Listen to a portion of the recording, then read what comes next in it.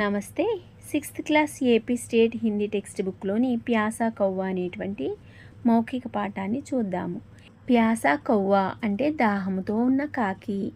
కాకి కథను ఇక్కడ ఇచ్చారు, చూద్దాం. ఏ కౌవా థా, ఒక కాకి ఉండేది. ఉసే ప్యాస్ లగి, ప్యాస్ అంటే దాహము, దానికి దాహం వేసింది. చారోం ఓర్ దేఖా, చారోం ఓర్ నాలుగు వైపులా చూసింది.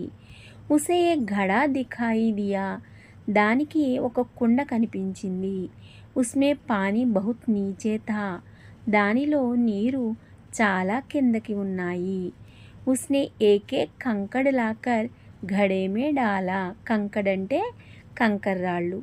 ఉస్నే అది ఏకే కంకడ్ లాకర్ ఒక్కొక్క రాయిని తీసుకువచ్చి ఘడే మే డాలా ఆ కుండలో వేసింది.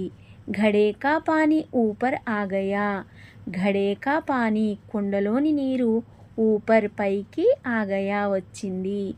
ఉస్నే పానీ పీకర్ అపని ప్యాస్ బుఝాయి, ఉస్నే అది పానీ పీకర్ నీరు తాగి అపని ప్యాస్ దాని యొక్క దాహాన్ని బుఝాయి తీర్చుకుంది.